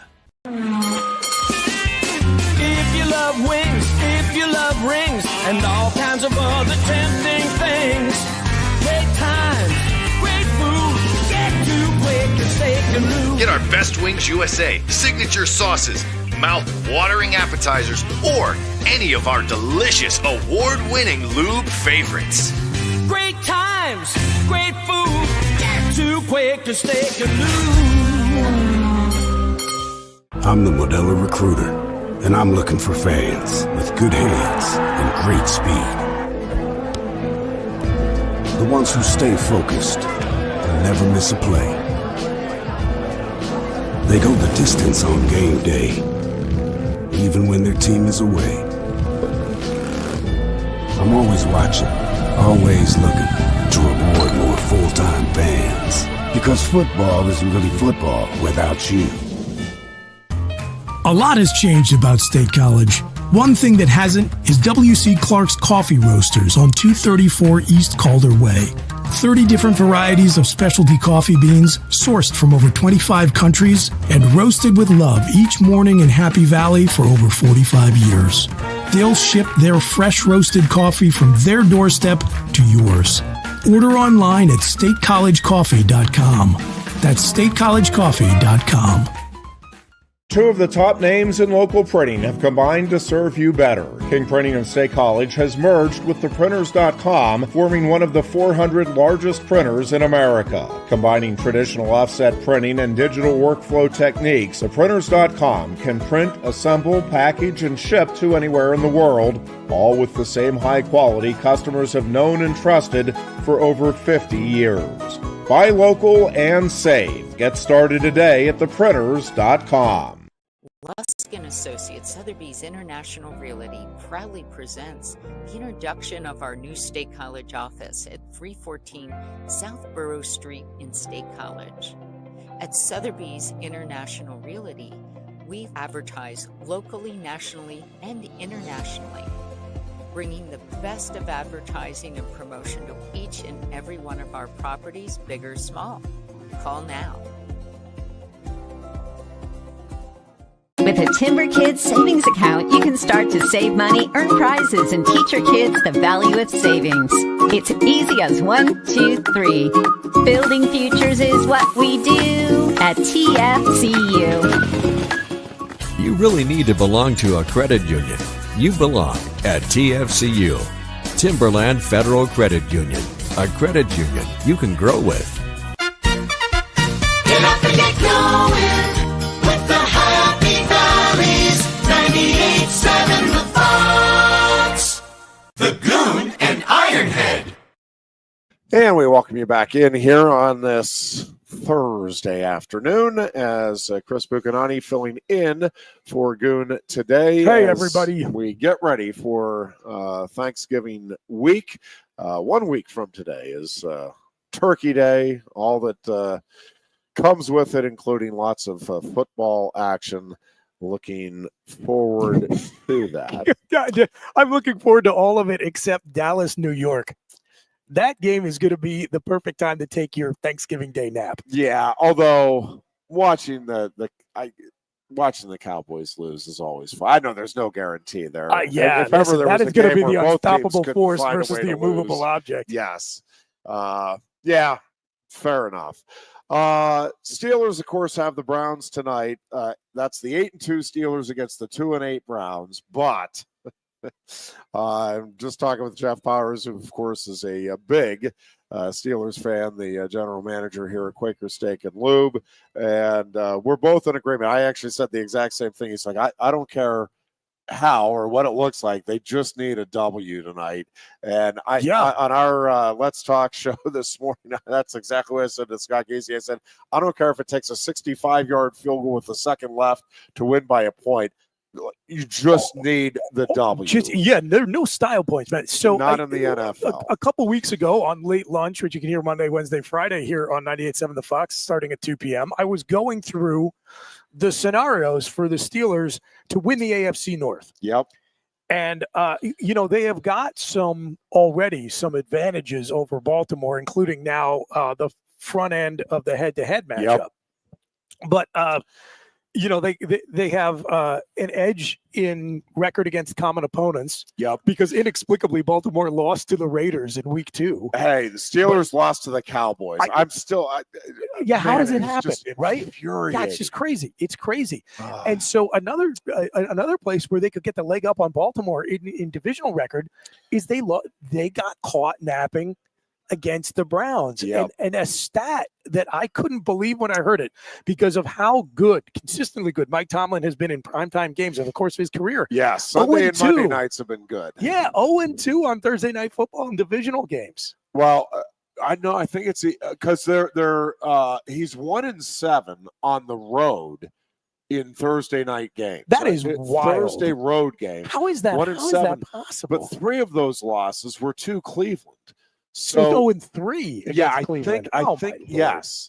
That's such a small sample size. This is the thing with football. It's so hard to project unless you get like a pretty big data set, and 3 games or even 8 games is really not that much. No. But for a guy who is like so consistently good under the lights to lose that often on Thursday Night Football, I guess he just doesn't like Amazon Prime. Which who can blame him? Well, and I don't like Thursday Night Football to begin with, and now maybe there's additional reasons for my. This should be like Thursday Boston night. College versus Virginia Tech. Okay, this should be like a crappy ACC game.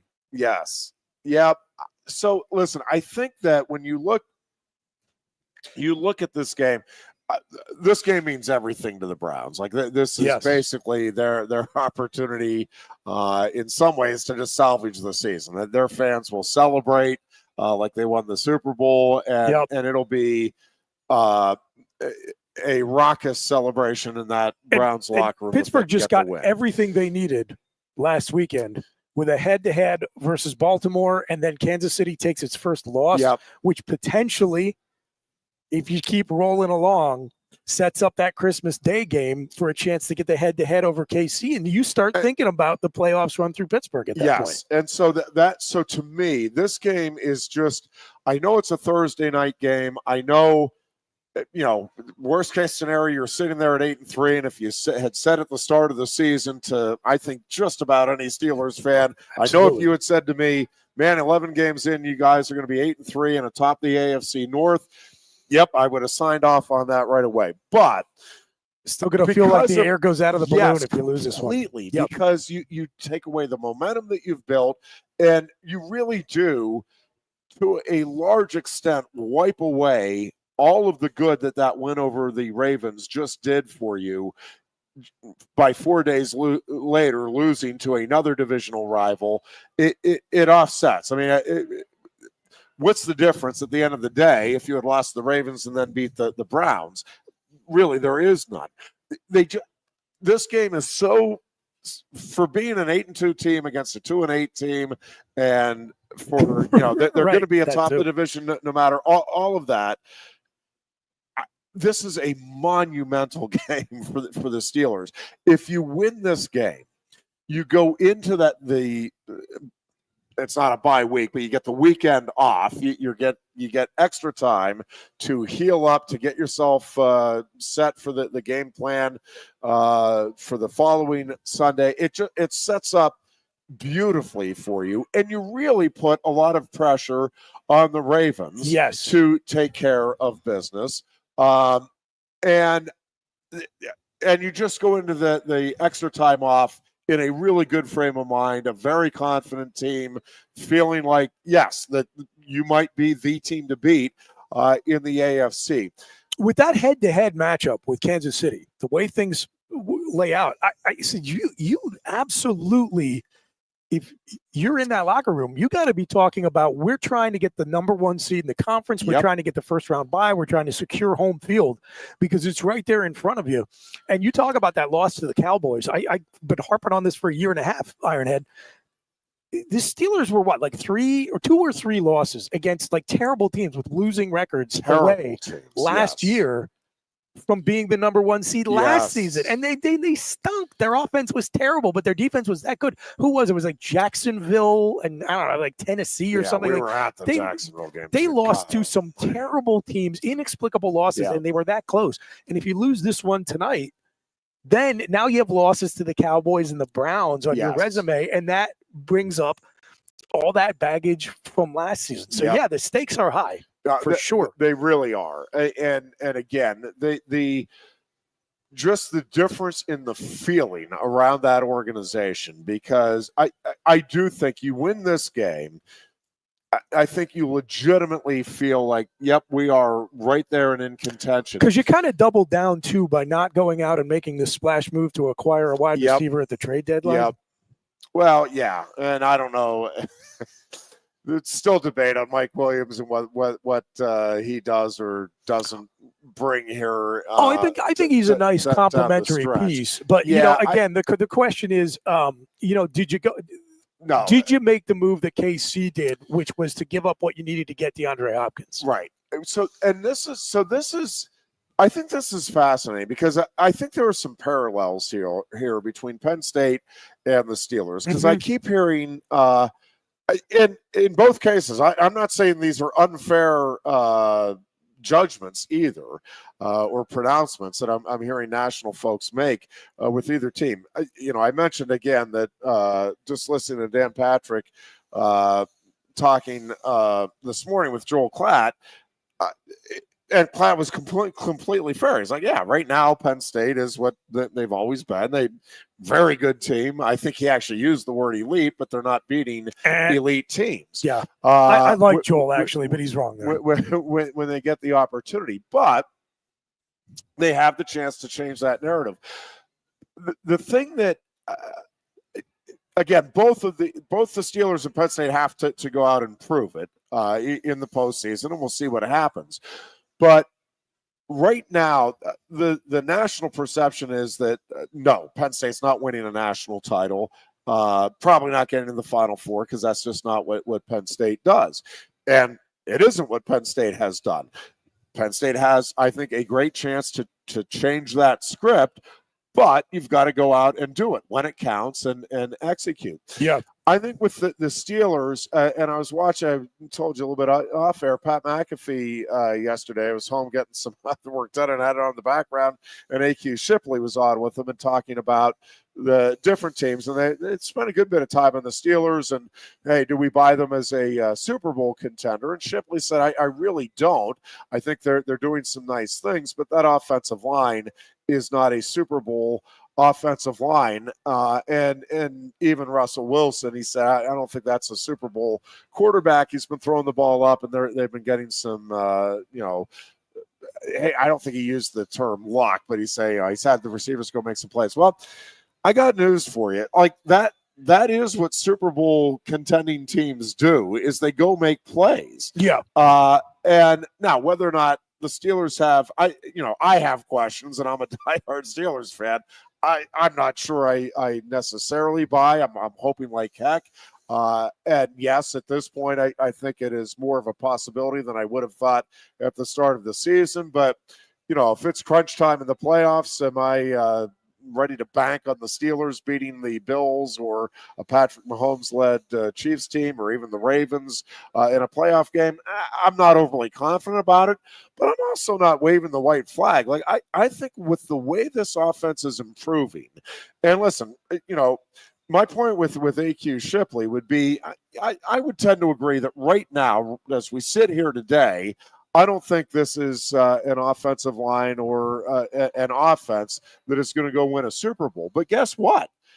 they're still a work in progress. You may not love the Wilson, comparison to the 2000 Ravens. You think about the 2000 Ravens, the 2002 Buccaneers, the I forget what year it was, the Broncos team that won it with Peyton Manning in his last season. I mean, there is a precedent this century. And even I understand like 2000 and 2002 feel like a different era in the NFL, and it probably was.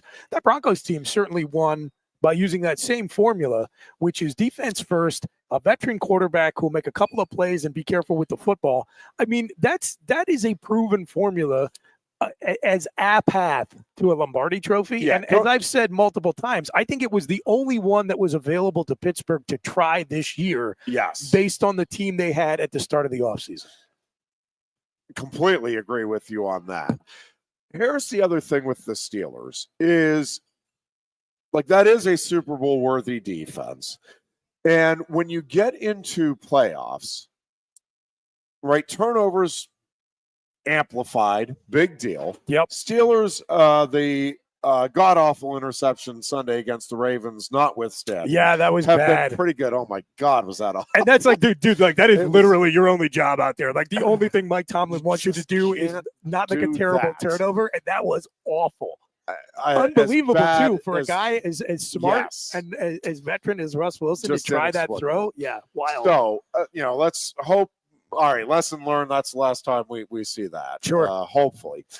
But here's the thing. So if the Steelers do avoid that type of turnover, and again, for the most part, they really have been very good on the turnover front this season, and Russell Wilson in particular has been very good. That's why he's playing over Justin Fields. Yes. Now, the other thing that I don't think – I know it's getting a lot of talk, and I think it was Dan Patrick today that was debating whether or not Chris Boswell should be getting MVP coverage. And listen, you can make – like, that dude has been as important to his team, I would argue, as Lamar Jackson is to the Ravens, or Patrick Mahomes to the Chiefs, or even Josh Allen to the Bills. The Steelers probably have – at least 3 more losses this season without Chris Boswell doing what he's done. So the guy just out-kicked head-to-head Justin Tucker, who's one of the best to ever do it. That was just and apparently the terrible field conditions only affected one of the kickers in that game. Apparently. But when you listen, I've seen a lot of kickers miss a lot of kicks that could have given their teams a chance to win throughout the course of this season. I'm just telling you, with that defense, if the offense continues to improve, now I'm not saying this offense is going to be Patrick Mahomes or Josh Allen-esque or even Jalen Hurts-esque winning. That's sure. But that's not what the Steelers' recipe to win is going to be. It's going to be winning the turnover battle, getting the defense to make big plays in the clutch, and doing enough on offense. And I think they've been doing more and more on offense. Yes. And, one of the things that – and again, this is just how you look at it and how you want to play it. A lot of folks nationally, and rightfully so, pointing out, my gosh, the Steelers can't finish off a drive, 6 field goals, all of this. Correct. Can't argue that. But again, we're at week 10, still 7 more games in the regular season, and then the playoffs. So this is still, with all of these teams right now, a work in progress. And as we always talk about, we don't know what the injury situation for any of these teams is going to be. Yep. If the Steelers are a healthier team going in than some of these other teams, who knows? A bunch of things that we just don't know how it's going to play out. But do I think the Steelers don't have a chance? Of course not, because that defense is really, really good. Russell Wilson has been really good. And Boswell has been as automatic as anything we've seen in the NFL. And when you get to the playoffs, winning the turnover battle and getting a sure 3 points when you're on one side of the field. And the other thing is, so yes, the Steelers didn't finish off the drives there in that game. What if they do? If that offense gets better and better and they get another shot at the Ravens and they finish off 2 of those drives. Yeah. And now instead of an 18 whatever it ended up, 18-15 game or whatever it was. Now, what if all of a sudden the Steelers are in the low 30s against a team like Baltimore? Well, now you're that is a championship caliber team. You score 2 touchdowns and 4 field goals with that defense against just about anybody in the NFL. Yeah, you like your chances. Yeah. So, again, is there work to be done? Sure. And just like Penn State, Penn State against Ohio State that's not a team that can go win a championship, didn't make the plays in the clutch. But could they learn from that? Could that pay off down the road? Yeah. Your lips to God's ears, Ironhead. Well, amen. Then the Steelers, though, I think, much the same thing. I think it is, again, still a work in progress, in particular on the offense, where you have a new offensive coordinator. You have a quarterback who didn't play the first, 4 weeks of the season At there. least, so, yeah. I think there's still some getting completely confident, comfortable, understanding what everybody can do and how this thing can progress. And the other part of it is, in both cases, with Penn State, again, I'm looking around college football, and it's not like the years where Alabama was running away. There's not a team out there. No, everyone's I think Penn State needs to be scared of. Everyone's got a flaw in one way or another. And it's the same thing. I mean, I'm watching the Chiefs, and I get it. In playoffs, they always turn it on with Mahomes, fine. But I'm watching them right now, and I'm like, well, that's not a team the Steelers need to be scared of. I mean, you better play well. But record notwithstanding, they are skating in ways they have not in previous seasons. Now, listen, Buffalo, and I know it's the regular season, and I get caught up on them because I like McDermott. I like Buffalo. I like the story, and someday I want them to win a Super Bowl. I don't want them to win it at the expense of the Steelers, but if the Steelers can't win it, I'd be okay with Buffalo winning it. But that's not a team that you're looking at as like, oh, that's invincible. That team, again, very good. They do look really good, though. Yeah, but listen, with the Steelers defense, and is there a path there for the Steelers to beat any of those teams? Yes. I'm not sitting here telling you that Buffalo ends up having to go on the road. Yeah, that's not. I'm not sitting here telling you I think the Steelers are the favorites. It's just I think in both of those, like both Penn State and the Steelers, I think they're there. I think we got to see how it finishes up down the stretch, and I think both have the potential to do something special. And like most of the country, I won't be shocked if the Steelers make a first-round exit in the playoffs. Won't be shocked if Penn State doesn't produce in the playoffs if they get there, which I think they will. But I do think both teams have a chance to do some special things here and are setting themselves up to give themselves that opportunity. But for the Steelers, got to take care of business tonight. This has to be a W. It doesn't have to be pretty. It doesn't have to be, man, you're just building a wave of momentum after the Baltimore win, but it has to be a W. When it's all said and done, a win just does all kinds of good, sends you into that extra time with a very good feeling, and I think it just sets up beautifully for the stretch run. Again, a loss doesn't end the season. I understand that, but man, it is going to be a crushing blow, especially against a divisional rival who is awful this year. They're 2-8. Yeah. Take care of business. I know it's a short week. I hate the Thursday night games. I know Mike Tomlin has struggled mightily on the road in the Thursday night games. I don't care. You just go get the W. And let's move on and have I don't care about any of these past records or anything. I am not hanging my hat on Jameis Winston versus the Pittsburgh defense. Okay, I'm just not doing it. Yeah. Who did the Eagles have? The Rams. Oh, that's right. That's the Sunday night game, right? Is that something? Or is that the? You know what? This is embarrassing. I'm not entirely sure. Yeah, I think we have it, which is what's making me think it's a Sunday night game. Okay. Regardless, sometimes I don't look this stuff up. I'm focused on Penn State, and it's from 1 minute to the next, I'm half unsure. I know. I'm supposed to be in the next. It's the Sunday night game. Yeah, I know my audience will tolerate me talking about the Eagles make like once every 2 weeks.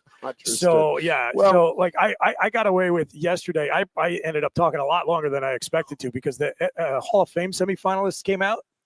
I spent a lot of time talking about Hines Ward's case for the Hall of Fame. I did not realize that guy's been a semifinalist for 9 years. Like, it's time to put him in. I really think they need to get him in the next year or so. I agree with you. And my thing with Hines Ward is when you have somebody that can, and my argument would be he did redefine the position with the physical nature of his play, the kind of blocking ability. And I mean, the statistics are, I think, Hall of Fame worthy. In a run-first offense. But yes, but I think he was a guy that just brought a different element to a higher degree than what we had seen previously in the NFL. And yes, I think he clearly belongs in. They got into quite a discussion on Vinatieri as well. And I know that the kickers being in there isn't the sexy talk, but I got to tell you, I mean, Vinatieri is, whether or not first ballot, I don't want to definitely get into not that. first ballot. I am 100% against him getting in I first don't know, ballot. but Even though I'd be okay if he gets in one eventually. of the all-time greats in his position, maybe the greatest. And if you're the great, I know kickers and punters are viewed and rightfully so differently, but he's like, decided championships. There's no question. Like, I'd be fine with him getting in. Do not put him in on the first ballot, especially because there are guys who've been hanging around in the waiting room, like Hines Ward and Eric Allen and Steve Wisniewski, who all belong in the Hall. Like, they'll put a place kicker in ahead of those guys. But the problem is you're going to be able to make that argument every year. You could only make the first ballot argument once. Well, correct. So, but I'm saying you're going to put a kicker in over a position guy that you're at least going to have an argument should be in. If Hines Ward had to wait 9 years, Adam Vinatieri can wait one. Cry me a That's river. fair. I mean, I'm on board with yes. Do I think Hines needs to be in? And am I okay with Vinatieri waiting a year or two? Of course. Real quick on the Eagles.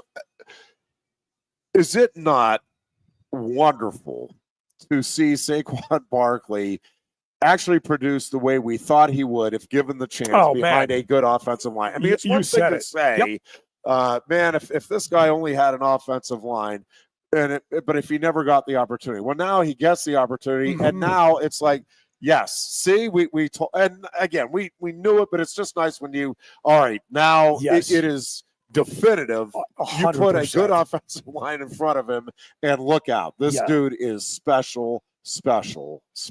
And it actually makes you appreciate what he did all those years in New York even more. Remarkable. Yep. And the Giants are now maybe terrible. Understanding. My God, what a terrible football team. What a terrible front office. Get away. It is about as bad as it gets in the National Football League.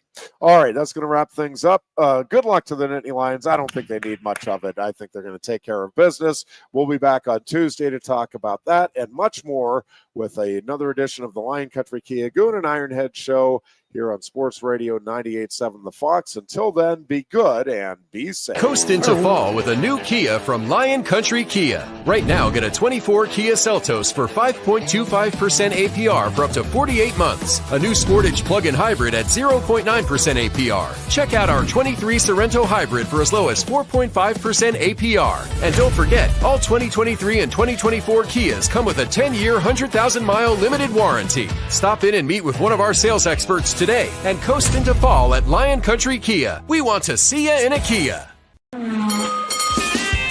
If you love wings, if you love rings, and all kinds of other tempting things, great times, great food, get to Quaker Steak Lube. Get our Best Wings USA, signature sauces, mouth-watering appetizers, or any of our delicious award-winning lube favorites. Great times, great food, get to Quaker Steak Lube. I'm the Modelo Recruiter, and I'm looking for fans with good hands and great speed. The ones who stay focused and never miss a play. They go the distance on game day, even when their team is away. I'm always watching, always looking to reward more full-time fans. Because football isn't really football without you. A lot has changed about State College. One thing that hasn't is W.C. Clark's Coffee Roasters on 234 East Calder Way. 30 different varieties of specialty coffee beans sourced from over 25 countries and roasted with love each morning in Happy Valley for over 45 years. They'll ship their fresh roasted coffee from their doorstep to yours. Order online at statecollegecoffee.com. That's statecollegecoffee.com. Two of the top names in local printing have combined to serve you better. King Printing of State College has merged with theprinters.com, forming one of the 400 largest printers in America. Combining traditional offset printing and digital workflow techniques, theprinters.com can print, assemble, package, and ship to anywhere in the world, all with the same high quality customers have known and trusted for over 50 years. Buy local and save. Get started today at theprinters.com. Lusk & Associates Sotheby's International Realty proudly presents the introduction of our new State College office at 314 South Borough Street in State College. At Sotheby's International Realty, we advertise locally, nationally, and internationally, bringing the best of advertising and promotion to each and every one of our properties, big or small. Call now. With a Timber Kids savings account, you can start to save money, earn prizes, and teach your kids the value of savings. It's easy as 1, 2, 3. Building futures is what we do at TFCU. You really need to belong to a credit union. You belong at TFCU, Timberland Federal Credit Union, a credit union you can grow with. WFXX, once again. Your sports radio. Broadcasting live, loud and proud from Central PA's Sports Authority.